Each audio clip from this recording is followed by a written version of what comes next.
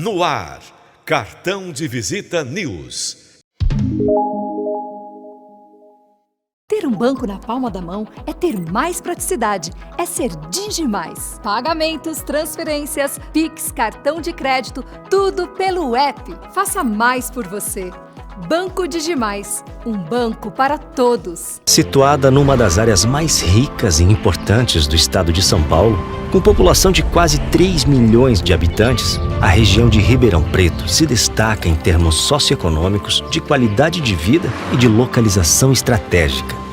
É um polo tecnológico e industrial, centro de negócios e está entre os maiores PIBs do Brasil. O setor de comércios e serviços representa mais de 80% da economia regional, uma economia pujante. Além disso, a região tem forte presença no agronegócio. É referência em saúde, ensino, pesquisa, cultura, empreendedorismo e inovação. É uma região em constante desenvolvimento, em que vale a pena investir. E o Grupo Pereira Alvim se orgulha de estar contribuindo para isso. Com sede em Ribeirão Preto, o Grupo Pereira Alvim conta com 29 anos de credibilidade, atuando também em toda a região no setor da construção civil, hotelaria, gastronomia, espaços de negócios e eventos. Com o conhecimento do mercado em que atua e sintonizado com o futuro, o Grupo Pereira Alvim coloca ao alcance do público projetos inovadores que resultam em investimentos seguros, valorizando cada metro quadrado onde se faz presente. Conheça agora nosso novo projeto. Tendência mundial e um novo conceito de compras, os outlets são excelentes oportunidades para grandes marcas venderem seus produtos diretamente ao público com preços acessíveis. Nesse contexto de transformação, o Grupo Pereira Alvim apresenta o primeiro e único outlet da região, Santa Maria Outlet. Localizado em Cravinhos, na região metropolitana de Ribeirão Preto, em posição estratégica e muito valorizada, às margens da rodovia Anhanguera, o maior corredor financeiro do país, com tráfego de mais de 1 milhão de veículos de passeio mês, nosso outlet encontra-se ao lado de diversos residenciais fechados e grandes indústrias. Conta com espaços amplos, cuidadosamente projetados com atributos especiais e um grande mix de lojas. Um empreendimento que está sendo preparado para receber você e aproximar toda a região. Um verdadeiro ponto de encontro, com entretenimento, conectividade, grandes marcas e muita valorização. Além de gerar mais de 1.000 empregos diretos. Traga sua empresa para a principal rota econômica da região. Não perca tempo. O futuro está à sua frente. O Santa Maria Outlet espera por você.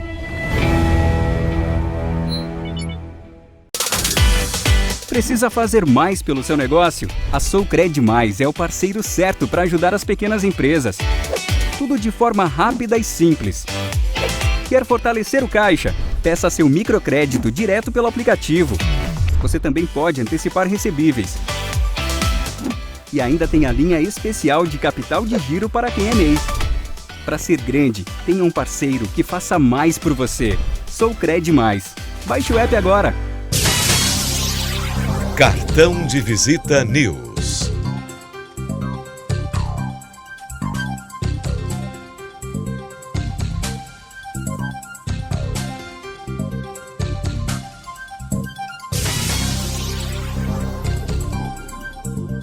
Informação de qualidade. Jornalismo profissional. Entrevistas exclusivas. Cartão de Visita News.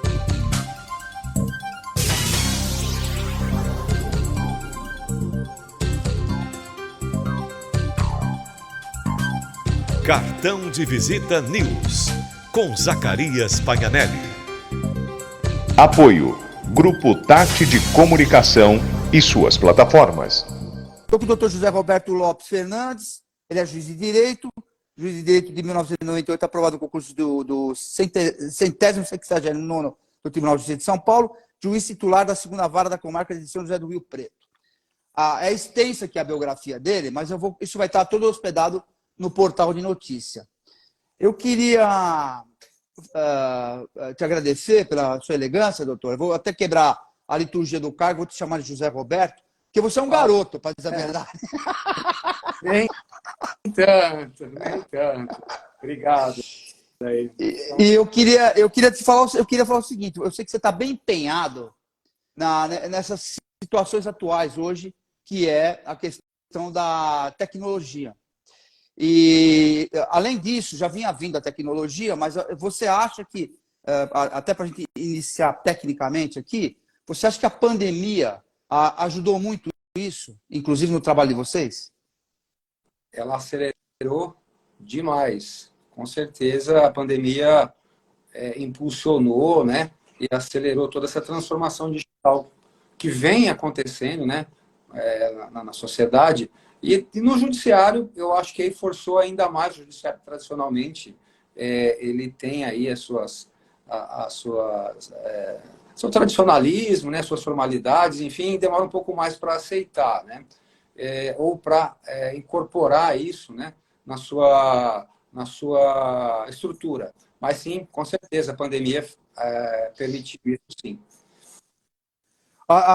Bom, vamos fazer vou te fazer uma pergunta que até foi produzida por vocês, é importante isso, até porque para que a gente dê a sociedade contemporânea brasileira está mudando de comportamento em razão do avanço tecnológico, você acabou de falar, e passa por uma transformação digital. O que você tem para falar sobre isso?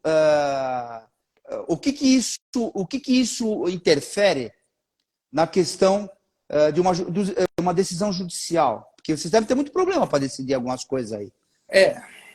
Olha, Zacarias, então, eu vou tentar interligar, como eu disse, até... Vai do teu jeito, tá? Eu vou tentar interligar tudo isso. Primeiro, mais uma vez, agradecer essa oportunidade, porque até foi o doutor Esdras que esteve aqui numa entrevista, acho que é de Roraima, né? Que ele bem colocou que, às vezes, o juiz ou o judiciário em si não são ouvidos, né, em alguns temas que diretamente afetam, né, a estrutura da justiça. E eu lembro que ele deu até o exemplo de um padeiro, né, que se for falar de pão, tem que se ouvir o padeiro. Eu achei interessante a colocação dele. E se vai falar do judiciário, eu acho que também é importante ouvir, né, setores, os juízes, os magistrados, e embora isso até reconheça e quero aqui realçar, né, o trabalho da APAMAGES, da AMB, tem sido muito bem feito nessa interlocução, né? A APAMAGES, até que também agradeço pelo fato, se eu estou aqui hoje falando sobre isso, foi em razão do mestrado, fruto de uma parceria que a APAMAGES firmou e tem firmado com várias instituições de ensino e que aí tem permitido aos juízes, igual a mim do interior, que estou longe da capital, a fazer o mestrado com algumas condições geográficas ou que permite, né, a realização do mestrado. E agora, com relação à transformação da sociedade, a sociedade, a gente chama de sociedade, ela está hiperconectada já. Nós temos hoje, no Brasil, mais celulares, isso foi um estudo da FGV, mais celulares que habitantes, também um estudo da doutora Laporta, né, que tem um livro sobre resolução de conflitos online. Ela diz que o Brasil está em segundo lugar, né, com maior acessibilidade de internet, né, em nível mundial. Então, assim, isso tudo vem impactando e vem fazendo com que a sociedade passe a usar mais a internet e também com isso a comprar mais na internet. Então, isso, o e-commerce, né, tem se desenvolvido muito aqui e no mundo todo, mas no Brasil especialmente, e isso gera... Eu, quando fui estudar e fazer agora recentemente o mestrado também, impactei com uma informação de uma pesquisa, né, de Becker e Felgeson, e vou citar a pesquisa, né, porque devo fazer para todos os créditos desses pesquisadores. Eles disseram que, desde que a internet abriu as portas para o e-commerce, nós temos aí milhares ou centenas de milhares de negócios por segundo sendo realizados. E isso até tudo bem, tranquilo, as pessoas comprando pela internet, a pandemia vem e auxilia, né, nessa aceleração, né, de consumo, E aí, o que me impressionou foi que de 3 a 5% das compras na internet geram conflitos. E nessas contas deles, se considerar isso, o Brasil já vive um problema de morosidade, né, em razão de muitos processos na justiça. E se esses 3 a 5% de processos vierem ou não forem tratados de uma maneira adequada, e vierem todos para o judiciário, nós teríamos 10 vezes, isso que me impressionou, o número de processos de hoje, 10 vezes a mais. E já é caótico, né? Já é caótico. Então, isso me impressionou bastante e me fez abrir os olhos, porque eu sou titular de uma vara civil, estou em varas civis aí há quase 15 anos, então vejo esse aumento da demanda, né? E isso vai refletir, então, no judiciário, saber se ele está se preparando ou se ele tem condições de receber, eventualmente, essa demanda que se anuncia aí pela chamada quarta revolução industrial, né? Que é caracterizada aí pela tecnologia e pela sociedade, né? Hiperconectada. Esse é um hexágono. Deixa eu aproveitar para te perguntar outra coisa em cima disso. É o seguinte, você está na vara civil, e pelo que a gente está comentando aqui, essa questão do e-commerce e a tecnologia, você tem tido muito... Aliás, eu quero mandar um abraço para o Fonseca Advogados, que está assistindo a gente aqui, que eles são advogados do portal, e tá sinalizando aqui que ele está assistindo. Tem um pessoal seu assistindo também aqui. Mas a questão é a seguinte, você está numa vara civil, mas a vara civil ela cuida de vários processos cíveis. Mas hoje o consumidor é o que está mais em foco, porque a gente sabe que tem áreas em algum nível, não sei que comarca você acumula, mas tem comarca que já tem áreas, já tem juiz específico para o consumidor, né? E como é que é na tua área lá? Olha, é o seguinte, a gente tem... os juizados especiais tendem a ter demandas maiores em relação ao consumidor, né? Mas também as varas cíveis também têm muitas. Isso, os números do CNJ, tá? Não sou eu estou falando aqui embasado também no Justiça em Números do CNJ, né? Que cerca aí de 10% das ações se relacionam a direito do consumidor e tem um pouco mais se relacionado às causas cíveis. E eu vejo na vara civil uma gama imensa. Hoje eu diria que a maioria dos processos que são distribuídos em uma vara civil também, embora no civil, também tem aí essa feição, né, consumerista e cada vez maior, tá? E cada vez maior. Tem isso sim, Carias. Bom, só para... Pode terminar. Sim, essa preocupação que a gente até... Esse chamado de tragédia da justiça, ela já vem desde... não é de hoje, tá? Então, assim, a preocupação é que já existe um ambiente que se pode considerar de tragédia da justiça, em que já se teve, né, em 2015, 100 milhões de processos no judiciário, equivaleria, se tivesse duas partes, a gente costuma dizer isso, equivaleria ao número de habitantes do país, como se cada brasileiro tivesse ali uma vaguinha para um processo, né? E isso não existe no mundo, em lugar nenhum, né? Essa gama de processos, e isso tem se acentuado e vem lá desde 88, com a Constituição Cidadã, aumentou de 350 mil processos, seriam menos processos que os habitantes hoje de São José do Rio Preto, né? Só para ter a ideia, em 2015 tinha esses 100 milhões, então de 98 até 2015, eu estou falando, e agora tem cerca de 80 milhões de processos na justiça. Isso, então, preocupava antes que já existisse esse cenário de morosidade, que eu acho que ninguém discorda. E agora vem, após a pandemia, né, inclusive, muito bem colocado por você, vem após a pandemia esse impulsionamento aí trazido pela Revolução Digital. E nós estamos vendo que isso tem aumentado mesmo, essa enxurrada de processos. Então, a preocupação é como lidar com isso. Tá? Como o judiciário vai lidar com isso?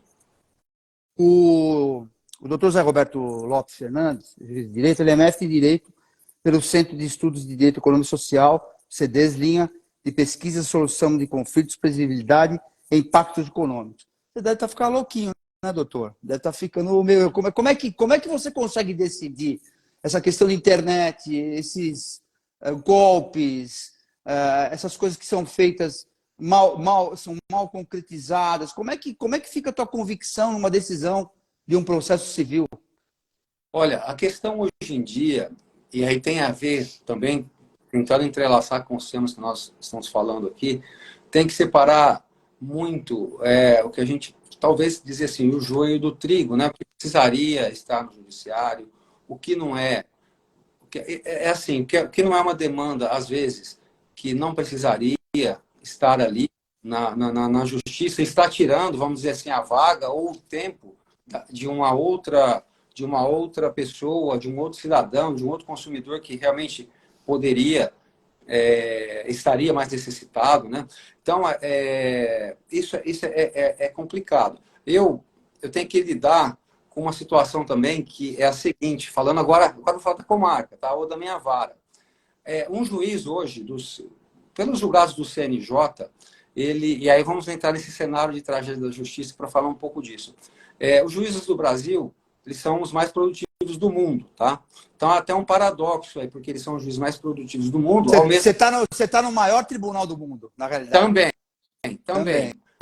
Ao mesmo tempo, nós temos das piores justiças do mundo, em termos de celeridade processual. Então, eu tô até vendo aqui, porque eu tenho alguns números que eu...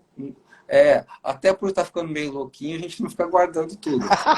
Aqui, o Brasil está classificado numa lista, ocupando a quesito efetividade e razoável duração do processo, no número 133 de 139 países avaliados.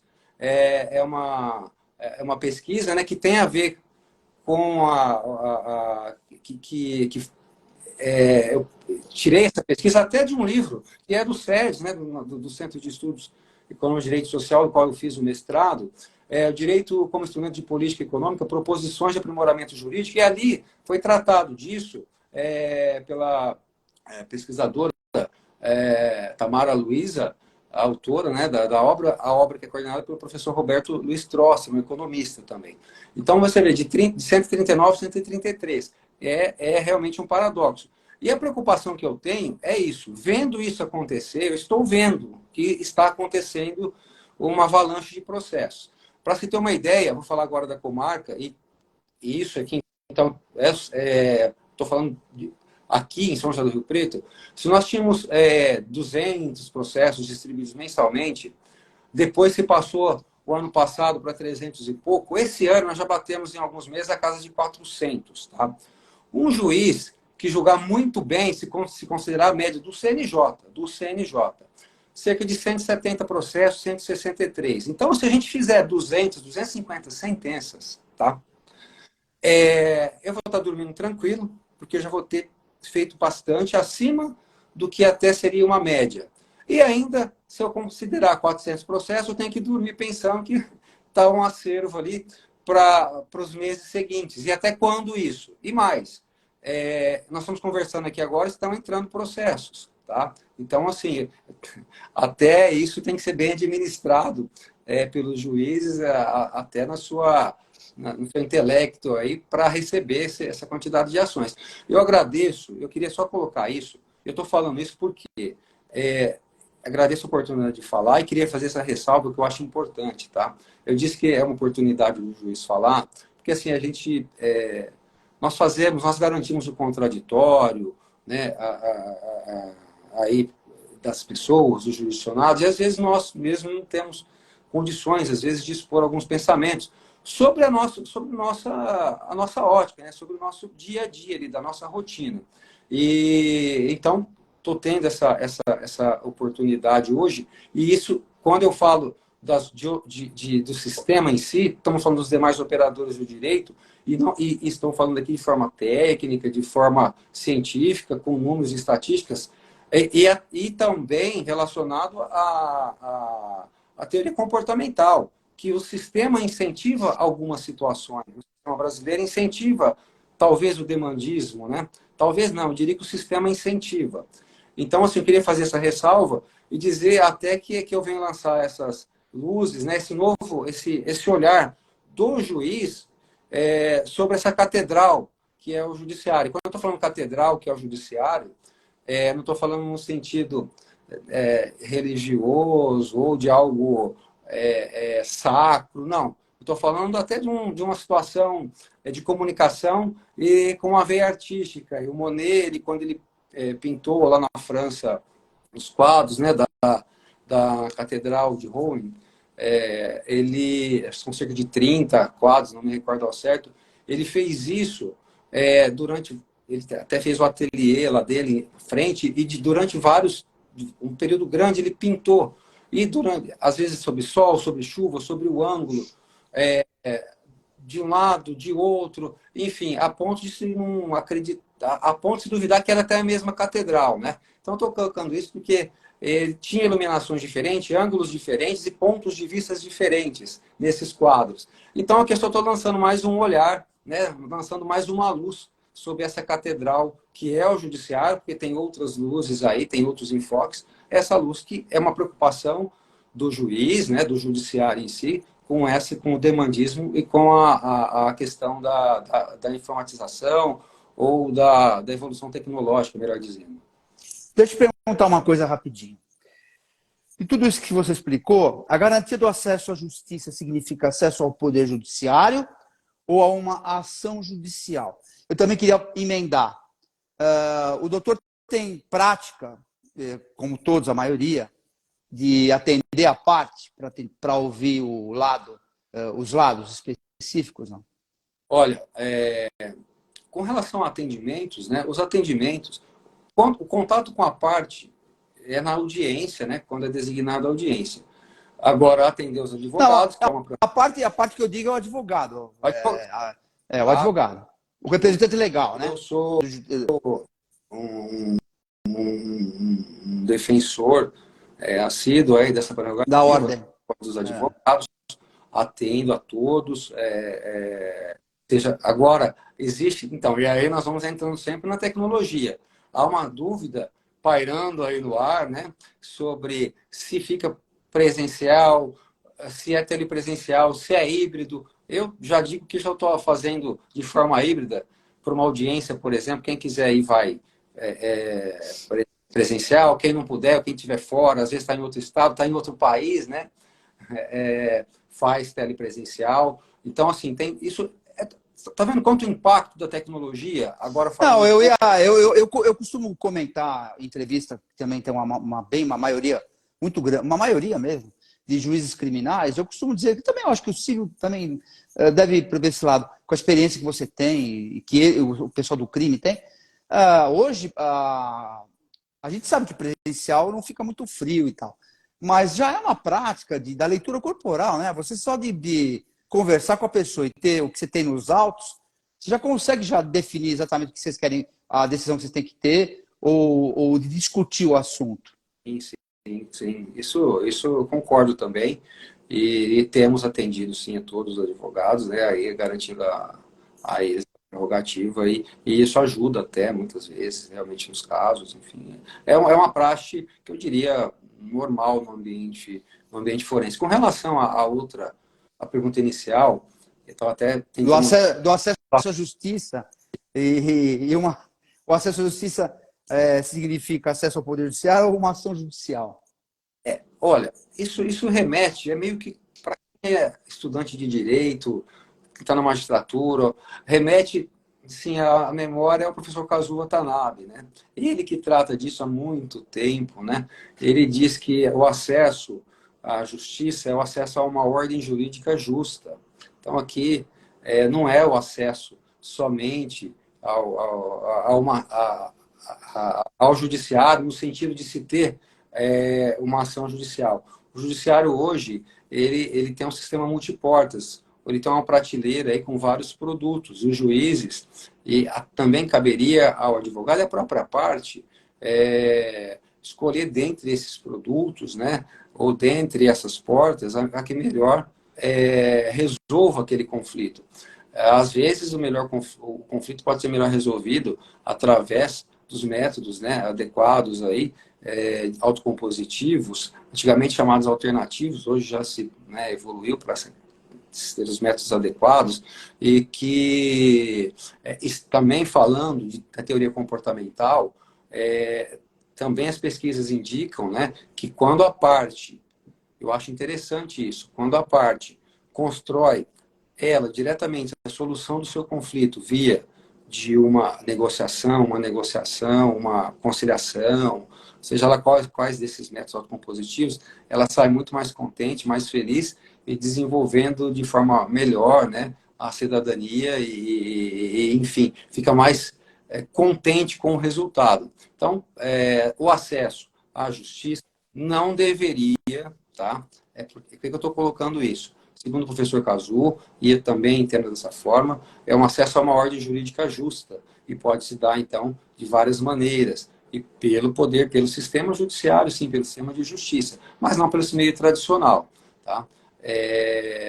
E cabe ao juiz, muitas vezes, filtrar, fazer esse filtro também, e dentro ali da sua atuação no dia a dia, e remetendo essas partes à solução consensual também, se o caso, né?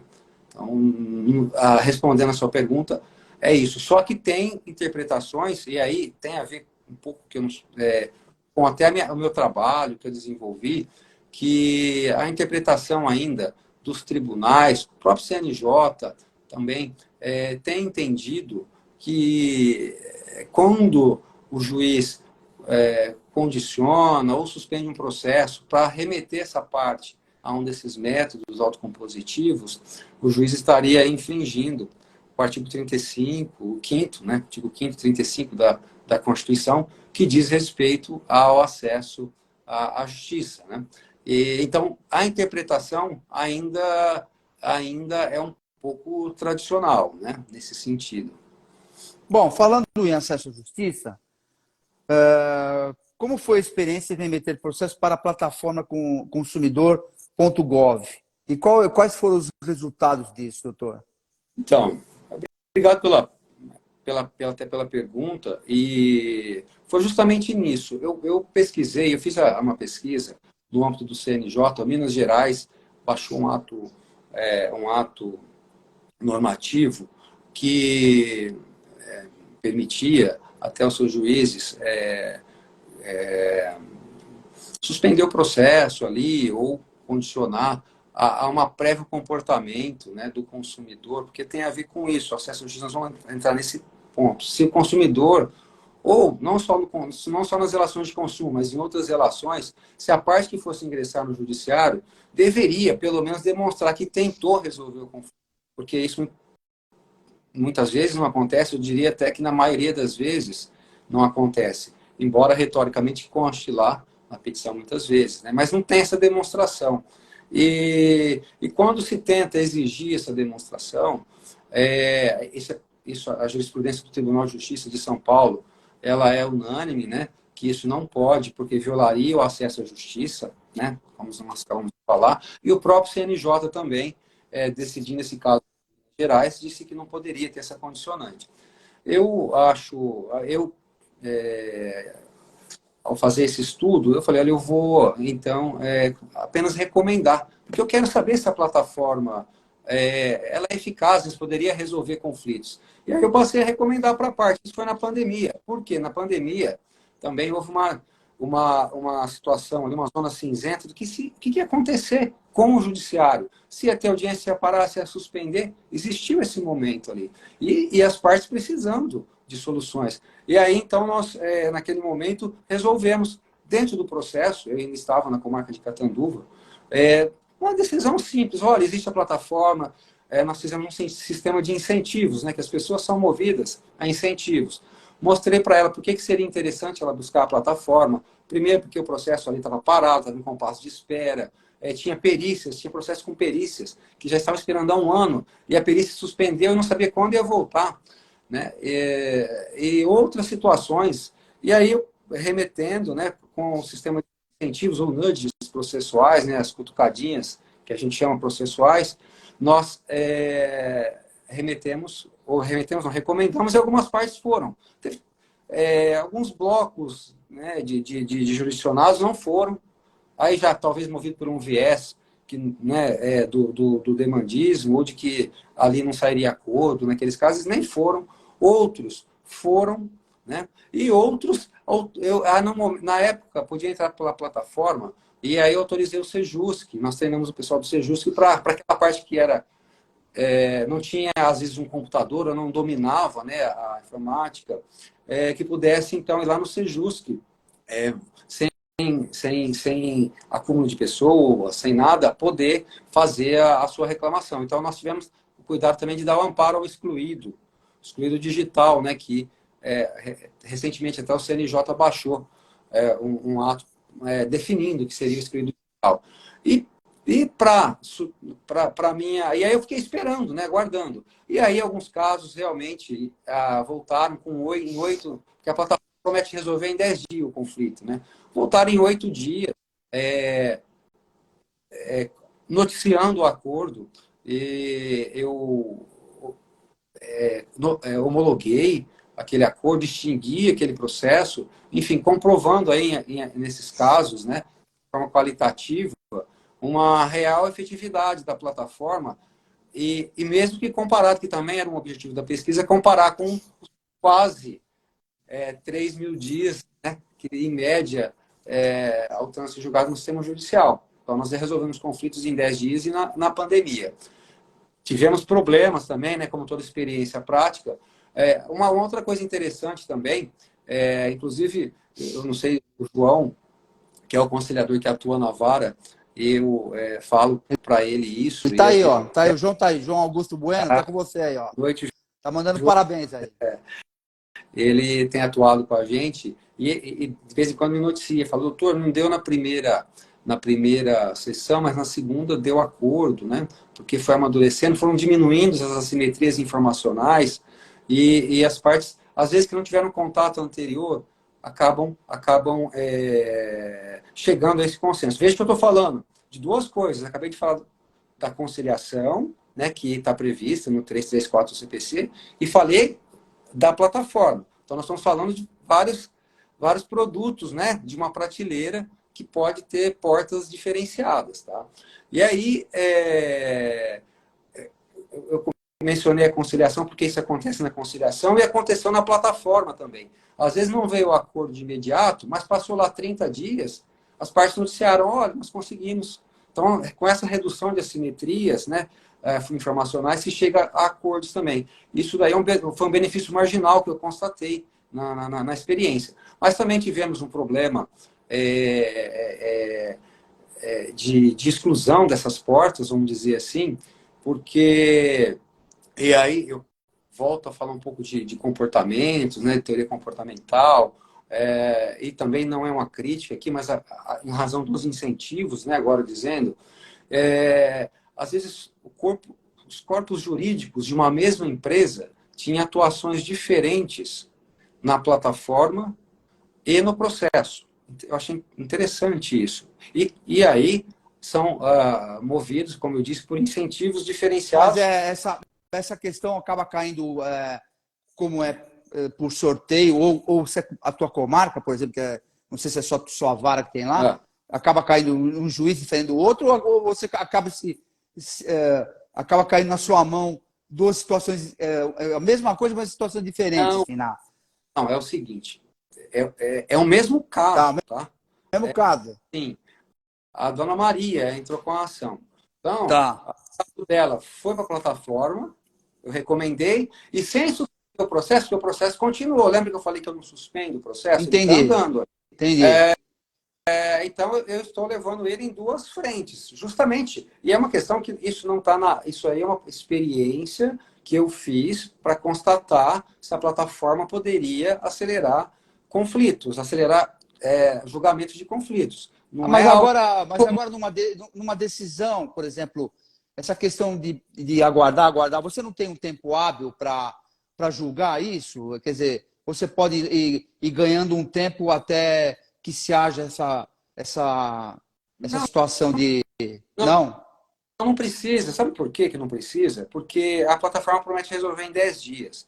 Em 10 dias, não errou nem o ciclo citatório, às vezes, nem a parte citada no processo. Se eu marco uma audiência, que é a audiência do 334, se eu resolver designá-la, ela demora hoje em dia uns 3, 4 meses, né, pela pauta. Então, assim, muitas vezes eu já resolvi na plataforma, e isso foi um benefício que eu também constatei. Eu mandei processo e designei audiência lá no 334. Eu enviei, ou melhor, eu recomendei o processo na plataforma digital consumidor.gov e, ao mesmo tempo, designei a audiência. A audiência o processo estava em compasso de espera, ou esperando a citação da parte, e enquanto isso se resolveu na plataforma. Quando noticia que resolve na plataforma, eu falo, opa, vou extinguir esse processo, vou homologar esse acordo, libera a pauta para outro. Olha que interessante, quando a gente está falando de uma justiça obstaculizada, eu libero a pauta para outro. Se for uma perícia, eu libero a perícia para outro, com casos resolvidos na plataforma. Tá? Aí eu estava falando dos incentivos, e aí não é crítica, estou falando de incentivos e também no campo científico e no campo também de comportamentos, né, do que se é esperado. Na plataforma, geralmente não, aquele corpo jurídico daquela empresa, é uma empresa só, é uma parte só, é o mesmo caso. Tá. Ele tem ali o incentivo de resolver aquele conflito para que, no ranking da plataforma, se aquele caso fique contabilizado como resolvido, aumenta o percentual da plataforma, ele fideliza o consumidor, muitas vezes, porque foi rápido, o consumidor se sentiu valorizado, porque o que o consumidor quer, ele não é demandista, não. Percebe que o consumidor quer apenas respeito. Né? A gente percebe que respeito. Então, assim, o incentivo lá é para ficar bem, para ter esse ranking, para ficar bem nesse ranking, né? E aí, fidelizar esse consumidor. Isso não envolveu, muitas vezes, questão de honorários, advocatícios e tudo mais. Quando é no judiciário, e aí, quando o processo se judicializa, por isso a gente tenta evitar, tem que ter métodos pré-processuais, porque quando o processo ele entra na justiça, existem várias forças, e aí vieses ou forças se contribuem, às vezes, para não acontecer um acordo. Tá? E são incentivos que é do sistema, que não são incentivos do sistema. Um deles é uma dupla, né? A gente percebe aí que isso pode acontecer, a parte, ou o advogado da parte ali no processo falou, olha, aqui nós não fazemos acordo, isso aconteceu em caso concreto, né? Aqui nós não fazemos acordo nesse caso. Aí olha, na plataforma está lá o ranking com 85% de acordos lá na plataforma, a mesma empresa. Chegaram até recursos sobre isso, né? E ali, muitas vezes, é movido por um interesse também, porque a decisão de entrar com o processo, isso o professor Eric Navarro, né? Ele menciona isso, ele tem um livro, Análise Econômica do Processo Civil, que a decisão de ingressar com um processo judicial nem sempre é só da parte. É da parte e do seu advogado.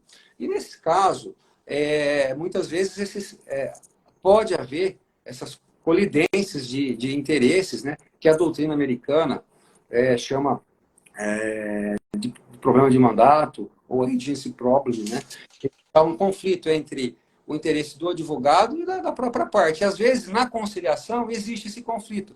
E qual seria o conflito que envolve ali essa questão? É a questão dos honorários, porque tem um sistema de dupla remuneração, honorários da sucumbência também, e na plataforma não tem. Tá? Então, esse foi um grande problema que eu encontrei, mais uma vez, falando em termos bem científicos e técnicos aqui, né? Que foi a questão de resolver problemas, resolver conflitos rapidamente, quando houve a cooperação. Quando não há cooperação, nós já temos essas dificuldades, né? Então, tem essa diferença aí de incentivos no sistema da plataforma e no sistema judicial, que a gente entende como, né, decorrente do ordenamento jurídico, decorrente do sistema. É lógico, e isso aí é uma outra coisa, tá, Zacarias, que a gente vê muito, que eu falei há pouco de separar o joio do trigo, né? Porque há hoje, e a OAB está atenta a isso, eu percebo, né? Tem aí representantes da OAB que já falam sobre isso, inclusive, que são as demandas chamadas predatórias ou fabricadas, né? Que muitas vezes a parte, eu já fiz constatações em processo em que a parte nem sabia que tinha ação, porque o incentivo era os honorários lá, né?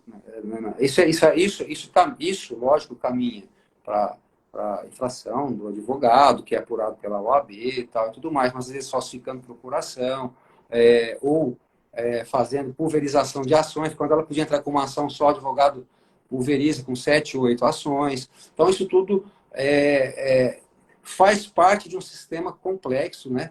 E que o judiciário tem tentado ficar atento e tem também recebido aí o amparo da OAB, inclusive, né, nesses casos. Bom, vamos falar um pouquinho vamos ver se vai dar tempo, né? Vamos lá. Você tem não sei se vai dar tempo. Vamos falar um pouquinho de super dívida, né? Endividado. Quem são os endividados? Eu queria também, se essa pergunta que eu estou te fazendo tem relação, vocês estão terminando por essa semana aí um mutirão, né, que acontece aí lá. O que dá para falar sobre isso? E quem são as pessoas endividadas? O que dá para falar sobre isso? Olha, Carissa, eu vou também sempre...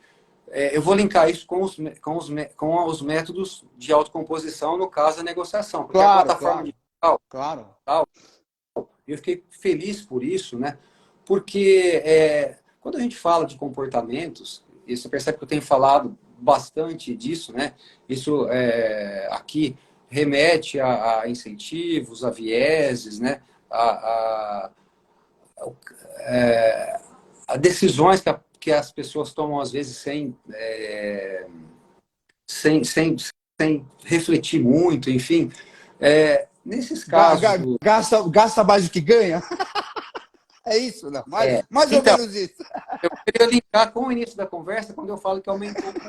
Lembra quando eu falei que as pessoas gastam, às vezes perdem aí a noção, ficam super endividadas. A dívida, princípio econômico agora, a dívida ela é boa. Se endividar para comprar um bem que está dentro do seu poder aquisitivo, aquele bem que vai satisfazer uma necessidade da família, da pessoa, isso é positivo, isso movimenta a economia, a pessoa progride, né, no seu patrimônio, então isso não é ruim.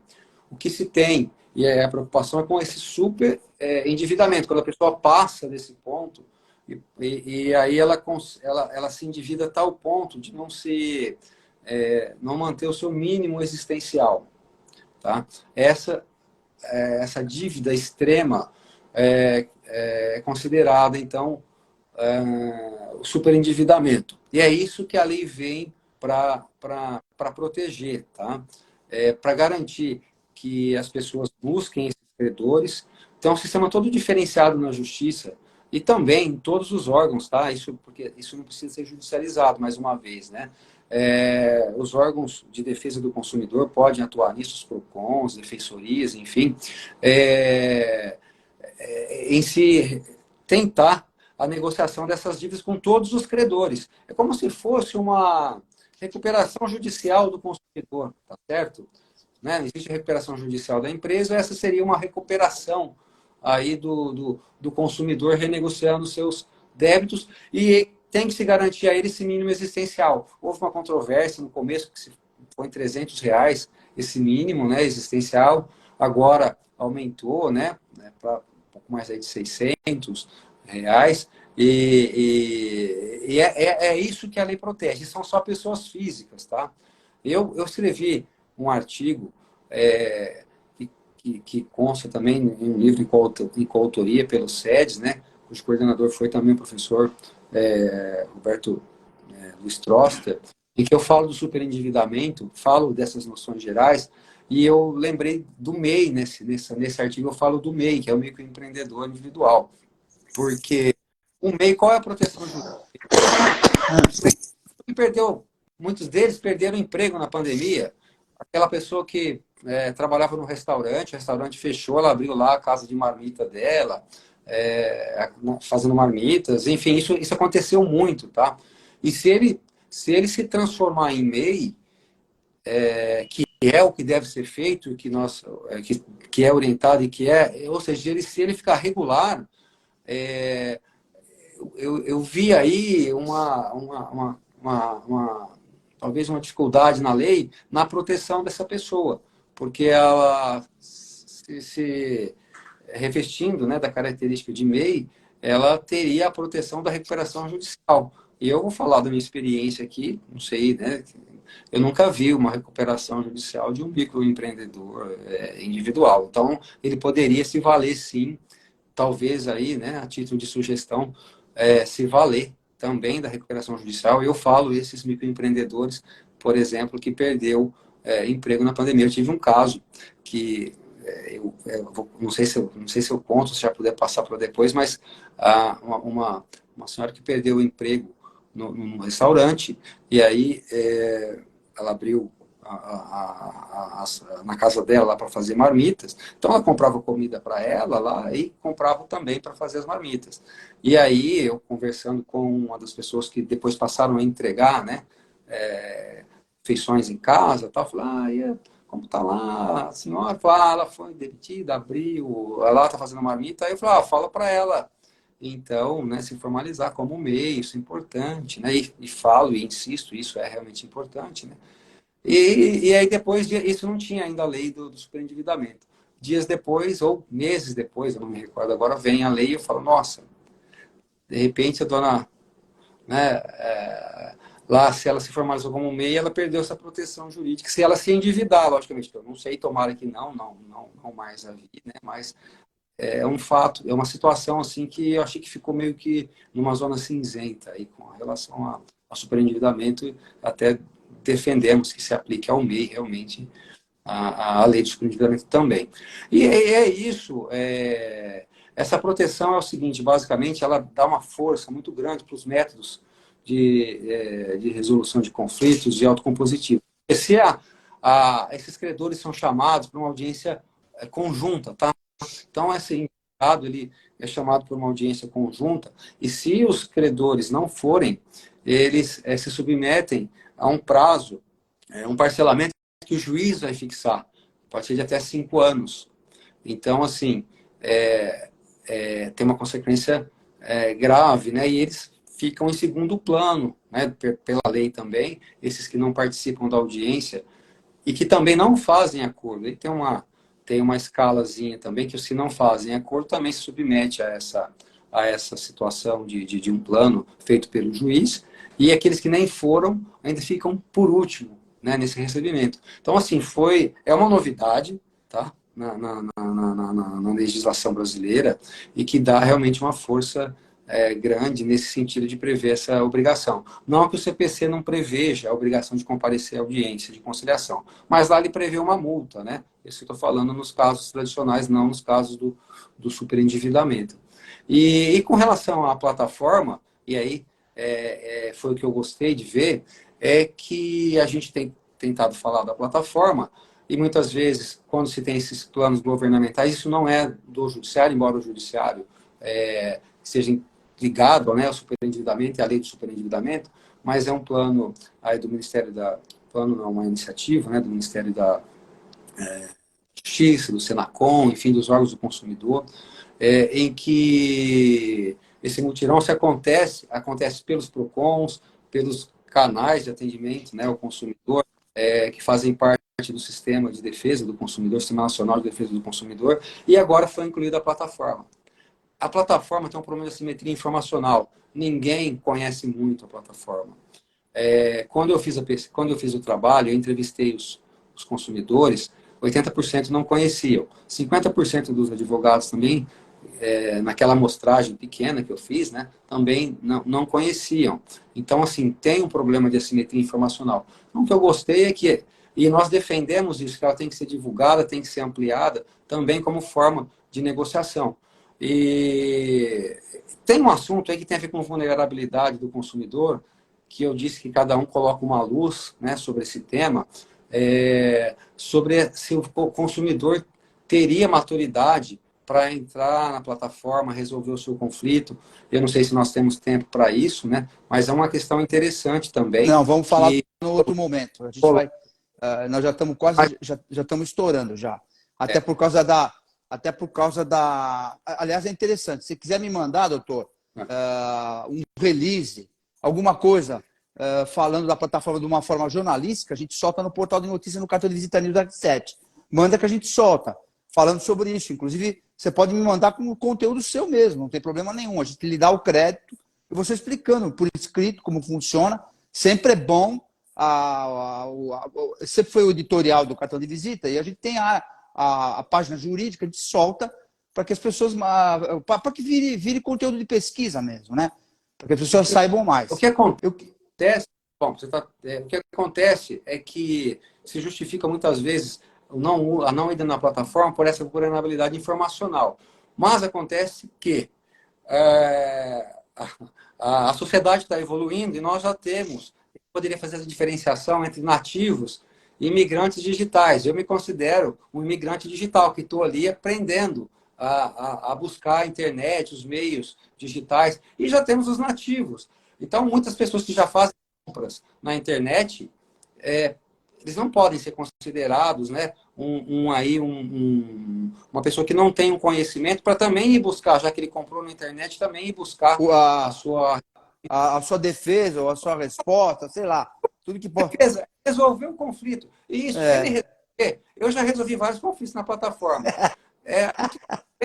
A gente sente bem em resolver conflitos lá, tá? É isso que eu estou falando. O consumidor ele constrói a base da sua resolução do conflito. Ele fica feliz com isso, ele fica contente com isso, né? Os pequenos conflitos, é lógico, estou dizendo isso. E só que essa grande gama no judiciário é de pequenos conflitos, tá?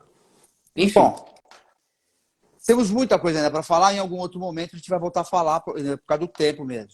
Eu estou aqui com o doutor José Roberto Lopes Fernandes. Ele é juiz de direito do Tribunal de Justiça de São Paulo, que é o maior tribunal do mundo, juiz titular da 2ª Vara da Comarca de São José do Rio Preto. Tá encantado aí com a plataforma, que nós vamos falar mais em algum outro momento, que é uma baita de uma ferramenta para o consumidor.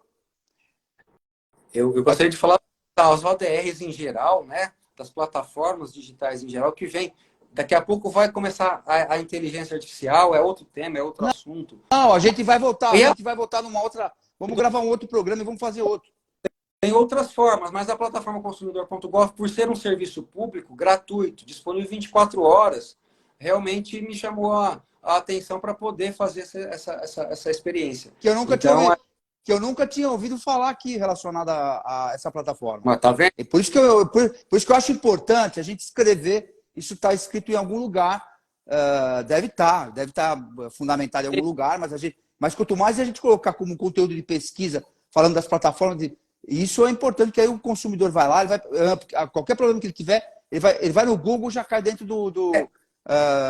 e vai saber como, entre aspas, que existe, pelo menos, né? Se não souber mexer, vai pedir auxílio.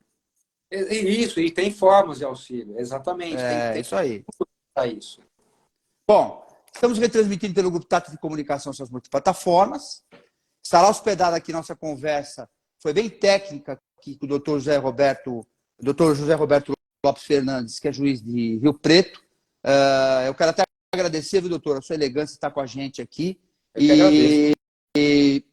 A biografia do doutor é desse tamanho, vai estar hospedada no portal Cartão de Visita News R7, vai estar no TH Mais Notícias, vai estar na Rede Brasil Televisão e mais 22 portais no Brasil. E também no YouTube e transmitido pelo Grupo Tati.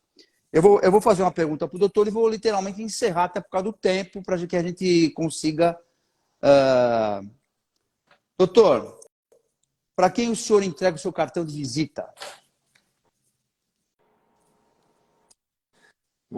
Olha, Zacarias, pergunta que agora enquanto eu estou aqui, eu estou pensando... Doutor Márcio Fonseca está atento aí, hein? O advogado do portal de notícia aí, ó. Tá atento aí. Eu acho que ele, para se falar alguma bobagem, ele já dá o sinal aí. Não, para quem eu entregaria o cartão de visita News? Olha, eu vou fazer algo que me socorre sempre em momentos, né, que necessitamos de força, amparo, de tudo o que é de necessário, né, para o espírito humano superar momentos e, enfim, superar fases. Eu acho que nesse momento, a sua pergunta, eu entregaria, eu não sei o sentido se eu estou compreendendo ela, mas eu entregaria um cartão de visita News para Deus, para aquele que nos fortalece sempre, né? E nos orienta, e para quem a gente sempre pede luz para seguir nos nossos caminhos. Parabéns, doutor. Muito obrigado. E que bom que você está se atualizando na tecnologia. Isso é primordial hoje, né? Principalmente para a nova geração. E que isso venha auxiliar as pessoas. E que eu sempre digo isso. E é importante também para que as suas decisões, você decide a vida das pessoas, as coisas das pessoas, né? O patrimônio das pessoas. E que você tenha uma convicção apurada. Obrigado, doutor. Falaremos em outro momento. Eu que agradeço a oportunidade. Boa noite a todos. Quer dizer, a todos, né? Cumprimentos a todos Muito aí. Obrigado. Tchau, tchau. Informação de qualidade. Jornalismo profissional. Entrevistas exclusivas. Cartão de Visita News. Apoio: Grupo Tati de Comunicação e suas plataformas.